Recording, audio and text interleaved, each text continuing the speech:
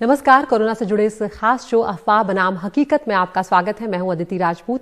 इस शो में हम कोरोना बीमारी से जुड़ी नई नई जानकारियां आप तक पहुंचाते हैं। देश और विदेश के जाने माने विशेषज्ञों को बुलाते हैं जो बीमारी के बदलते स्वरूप और वैक्सीन से जुड़ी अहम जानकारियां साझा करते हैं। हमारा मकसद आपके डर को दूर करके आपको जागरूक करना है। तो बने रहिए हमारे साथ।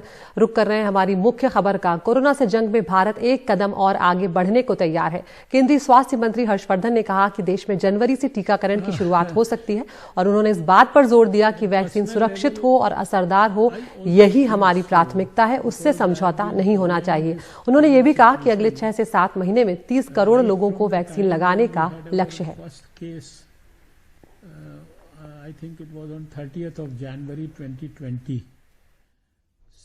जब ये 2021 का वर्ष शुरू होगा तो जो शुरुआती इसके महीने हैं और उसमें भी मैं व्यक्तिगत तौर पर ऐसा समझता हूं कि शायद जनवरी के महीने में भी कभी किसी भी स्टेज पे किसी भी सप्ताह में ऐसा समय आ सकता है जब हम भारत के लोगों को पहला जो वैक्सीन का शॉट है वो देने की स्थिति में आ जाए। और उधर दूसरी बड़ी खबर आई ब्रिटेन से, जहां पर कोरोना वायरस का नया रूप यानी कि नया स्ट्रेन सामने आया है जो तेजी से फैल रहा है। लंदन के खराब हालात को देखते हुए कई देशों ने ब्रिटेन की उड़ानों पर प्रतिबंध लगा दिया है। ब्रिटेन में सरकार ने सख्ती से लॉकडाउन भी लागू कर दिया है। साथ ही प्रधानमंत्री बोरिस जॉनसन ने लोगों से क्रिसमस के कार्यक्रम रद्द कर घरों में रहने की अपील की है। ब्रिटेन में फैला ये नया स्ट्रेन पहले के मुकाबले 70% तेजी से फैलता है, लेकिन विशेषज्ञों का ये भी कहना है कि ये पहले के मुकाबले ज्यादा खतरनाक नहीं है। और हमारे साथ इन मुद्दों पर चर्चा करने के लिए जुड़ रहे हैं दो खास मेहमान। डॉक्टर अंजन त्रिखा हैं, एम्स में clinical managerial group covid centre के चेयरमैन हैं। और लंदन से जुड़ रहे हैं doctor Vikram Talwalkar, university of London में रिप्रोडक्टिव मेडिसिन में एसोसिएट स्पेशलिस्ट हैं। आप दोनों का बहुत बहुत स्वागत है। डॉक्टर विक्रम, सबसे पहले मैं आपके पास यहाँ पर आना चाहूंगी। किस तरह के हालात आप इस वक्त लंदन में वहां पर देख रहे हैं और ये जो बदलता हुआ स्वरूप है कोरोना वायरस का, किस तरह के लक्षण इसमें सामने आ रहे हैं? क्योंकि अब दूसरे देशों ने अपनी जो उड़ानें हैं वो भी रद्द कर दी है, यानी कि स्थिति बहुत अच्छी नहीं है वहां पर। नमस्कार अदिति जी, आपको और आपकी टीम को धन्यवाद। यहाँ पे लॉकडाउन फिर से लागू किया गया है क्योंकि ये स्ट्रेन नया है। इसकी स्टडी, इसकी जांच अभी हो रही है। ऐसा लगता है कि स्ट्रेन ट्रांसमिट बहुत ज्यादा फास्ट होती है। 70% ज्यादा ट्रांसमिशन है। लक्षण के हिसाब से सिम्टम्स वैसे ही हैं जैसे कि बाकी कोरोना वायरस स्ट्रेन्स के होते हैं, पर बिकॉज ये ट्रांसमिट इतनी जल्दी होती है इसीलिए लॉकडाउन इशू किया गया है। लोग घरों में रह रहे हैं। अब देखना यह है कि आगे स्थिति कैसे बढ़ती है, कि केसेस कितने कंट्रोल होते हैं। एक चीज अच्छी है कि सिम्टम्स और जो प्रोग्रेशन है, डिजीज कैसे बढ़ती है, वो सेम है। सो ऐसा लगता है कि स्ट्रेन ज्यादा डेंजरस नहीं है। ऐसा नहीं कि ज्यादा लोग मरेंगे इस स्ट्रेन की वजह से, पर फिर भी ये नया वायरस स्ट्रेन है, इसीलिए थोड़ा सा मॉनिटरिंग करना पड़ेगा थोड़ी देर के लिए। बिल्कुल। डॉक्टर अंजन त्रिखा, यहाँ पर जिस तरह की स्थिति लंदन में देखने को मिल रही है, भारत में भी चिंता बढ़ी है। यहाँ पर भी इमरजेंसी मीटिंग जो है वो आप जानते ही हैं कि बुलाई गई है, बैठक अभी चल भी रही है। और ऐसे में अगर भारत में ये वायरस आता है तो कहीं ना कहीं ये डर है कि और भी ज्यादा तेजी से ये फैल सकता है। ऐसे में क्या आपको लग रहा है ये जो म्यूटेशन ऑफ वायरस है इसको देखते हुए किस तरह की स्थिति यहाँ पर हो सकती है? और क्या आपको ये भी लगता है कि यहाँ पर भी अब एक बार लॉकडाउन जैसे हालात फिर से पैदा हो सकते हैं?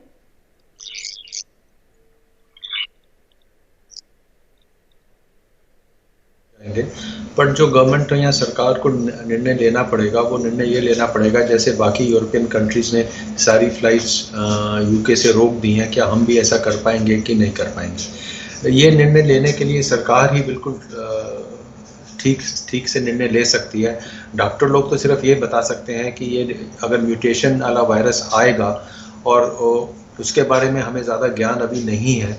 लगता ये है कि ये फैलता जल्दी है बट सिम्टम्स वैसे ही होते हैं, और हमें ये भी नहीं पता है पक्का कि वैक्सीनेशन जो दे रहे हैं वो इसके अगेंस्ट काम करता है नहीं करता, बट माना गया है कि काम करता है, बट कुछ पक्का नहीं है। सो थोड़ी सी चिंताजनक चीज़ ज़रूर है, बट आई एम श्योर कि अभी जो मीटिंग चल रही है, और आज का दिन बड़ा इंपॉर्टेंट है हमारे लिए, डॉक्टरों के लिए, कि सरकार ठीक और करेक्ट जो निर्णय है आज शाम तक आ जाएंगे। और ये तो हमारे हेल्थ मिनिस्टर जी ने बोल ही दिया है कि 15 जनवरी के आसपास वैक्सीनेशन शुरू हो जाएंगे और 30 करोड़ के आसपास लोगों को वैक्सीनेट कर दिया जाएगा। सो ये बड़ी पॉजिटिव डेवलपमेंट है, एंड हमें एट दिस टाइम ये ध्यान रखना पड़ेगा कि हम जो कोविड कल्चर है, जो हमें मास्क लगाना है, दूरी मेंटेन करनी है और भीड़ वाली जगह पे नहीं जाना, ये कंटिन्यू रखना पड़ेगा। ये हमें विश्वास है कि अगर ये करेंगे तो हम ये फैलने से रोक देंगे, और अगर वहाँ से ये वायरस नहीं आता है हमारे पास तो हमें और फायदा होगा। जी डॉक्टर अंजन, लेकिन एक सवाल यहाँ पर ये भी उठेगा कि ब्रिटेन में तो वैक्सीनेशन शुरू हो चुका है, भारत में अभी शुरू भी नहीं हुआ है। ऐसे में जल्द से जल्द अगर वैक्सीनेशन शुरू हो जाता है, ज़्यादा से ज़्यादा अगर आबादी कवर हो जाती है, तो ये जो वायरस का म्यूटेशन है इससे भी थोड़ा सा हम बच सकते थे, लेकिन जनवरी तक तो अभी हमें और इंतजार करना ही होगा फिर। हाँ, ये तो जरूर है, करना होगा। आप एक बात का ख्याल रखें कि हमारे हिंदुस्तान में कोई भी चीज पूरी जनता के लिए करने के लिए बहुत सारे इश्यूज इन्वॉल्व होते हैं, बहुत सारे इश्यूज इन्वॉल्व होते हैं। तो हम उसके लिए हमें देखना है कि ये वैक्सीनेशन हम इतने सारे लोगों को कैसे दे पाएंगे, क्या हमारे पास इतने साधन है कि गांव में, हर शहर में, हर स्टेट में ये वैक्सीनेशन जा सकता है, वैक्सीन की डोजेज जा सकती हैं। ये सब कुछ चीज़ें सरकार काम कर रही है, लिस्ट बन रहे हैं पहले किनको देना है। इंग्लैंड एक छोटी सी जगह है और अभी पिछले हफ्ते ही वैक्सीनेशन शुरू हुआ है, और उन्होंने अपने जो हाई रिस्क वाले ग्रुप हैं उन पे शुरू किया है। ऐसा नहीं हुआ कि हफ्ते में सब लोगों को वैक्सीनेशन मिल गया है।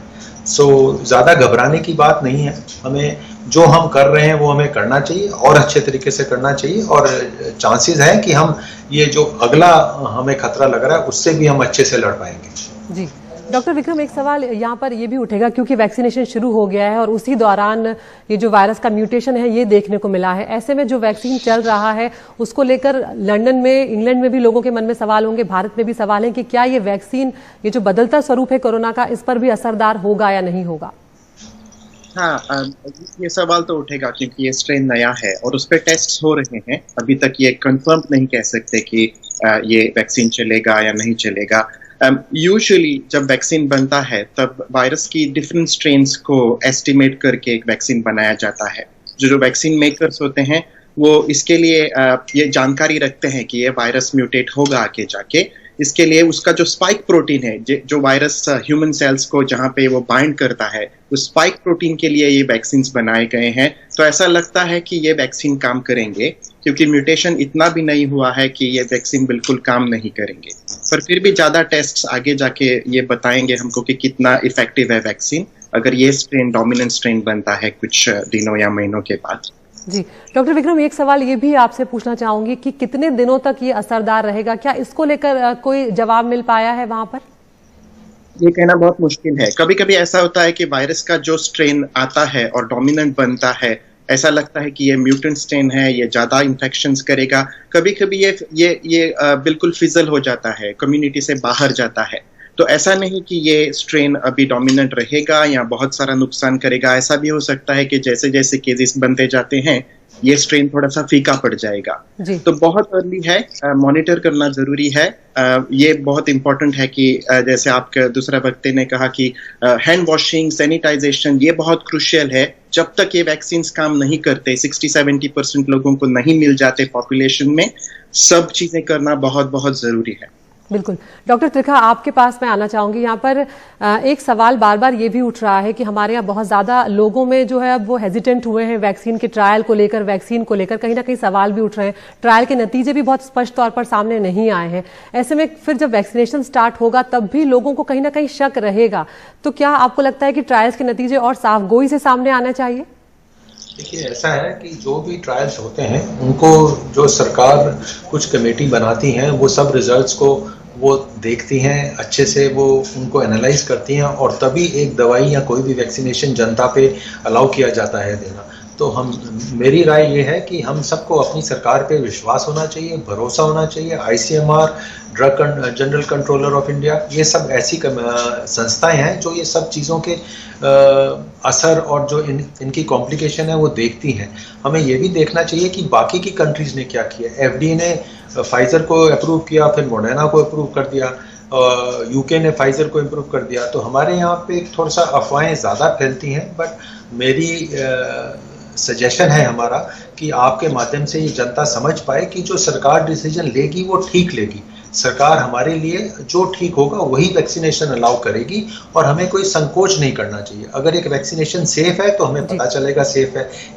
जिन लोगों में सेफ नहीं है, लेट्स से 5 साल का बच्चा या गर्भवती महिला में सेफ नहीं है, वो सरकार हमें बताएगी कि इन लोगों को नहीं देना है।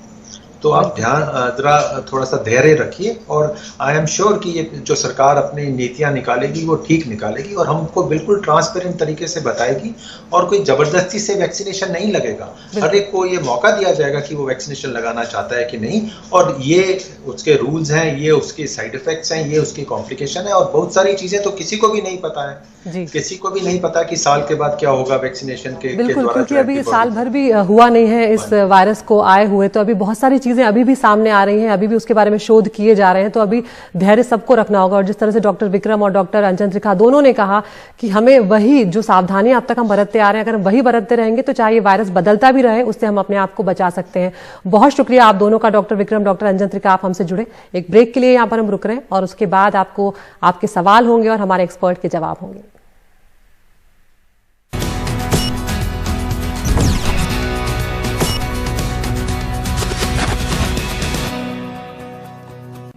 और ब्रेक के बाद हमारे इस खास शो में एक बार फिर आपका स्वागत है। इस सेगमेंट में हम आपके सवाल लेते हैं और हमारे साथ खास मेहमान होते हैं। डॉक्टर अंजन त्रिखा हमारे साथ बने हुए हैं, चेयरमैन है कोविड सेंटर एम्स अस्पताल के। डॉक्टर साहब, एक बार फिर से आपका स्वागत है। पहला सवाल यहाँ पर ले लेते हैं, दिल्ली से है, मान्यता पूछेंगी। मेरा नाम मान्य सचदेवा है और मेरा प्रश्न है कि अगर मैं किसी दुकान पर हूँ जहाँ पर कोरोना संक्रमित व्यक्ति भी है जिसमें कोरोना के लक्षण नहीं है, तो भी क्या मैं संक्रमित हो सकती हूँ?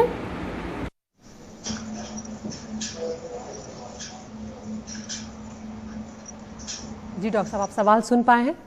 हाँ, मैं सवाल सुन पाया हूँ, जवाब दूँ। आपने ये बच्ची ने बड़ा अच्छा सवाल पूछा है। अगर कोई ऐसा व्यक्ति उस दुकान में है तो वो ज़रूर दूसरे व्यक्ति को इन्फेक्शन दे सकता है, तो इसीलिए हम बोलते हैं कि आपको हर समय मास्क और दूरी मेंटेन रखनी है, मास्क डालना है और दूरी मेंटेन रखनी है। ऐसा जो भी व्यक्ति है जिसको कोई सिम्टम नहीं है, उसको कोई बुखार नहीं है, कोई शरीर में दर्द नहीं है या सांस लेने में तकलीफ नहीं है, बट वो वायरस से इन्फेक्टेड है, तो वो दूसरों को ये वायरस पास ऑन कर सकता है। इसलिए आप अपनी दूरी मेंटेन रखिए और मास्क हर समय लगाए रखिए जब आप उस दुकान में जाती हैं। बिल्कुल। अगला सवाल अनन्या आप पूछेंगी दिल्ली से। मेरा नाम अनन्या सचदेवा है और मेरा प्रश्न है कि यदि मुझे किसी दूसरे शहर से अपने घर वापस आना हो तो कार, ट्रेन या प्लेन, इनमें से सुरक्षित साधन कौन सा होगा? ऐसा माना गया है कि जब ये पेंडेमिक होता है तो जितने भी दूर के जगह जाने के लिए थोड़ा सा अवॉइड करना चाहिए, बट अगर आपको अपने घर जाना ही है तो आप जो भी सुविधा अवेलेबल है उसी को यूज़ कर सकते हैं। अगर हम आपको बोलें कि हवाई जहाज़ से जाना चाहिए, बट अगर वहाँ पे फ्लाइट ही नहीं जाती तो आप कैसे जा पाएंगे? इसलिए ये देखा गया है कि आप अगर हवाई जहाज़ में जाएंगे तो हवाई जहाज़ वाली कंपनियां कहते हैं कि उसके अंदर इन्फेक्शन का होना बड़े कम चांसेस हैं, बट फिर भी आप मास्क लगाए रखें। अगर आप क्राउडेड बस में जाएंगे तो वहाँ भी होने के चांसेस हैं। अगर भीड़ भड़के की ट्रेन में जाएंगे तो वहाँ भी इन्फेक्शन होने के चांसेस हैं।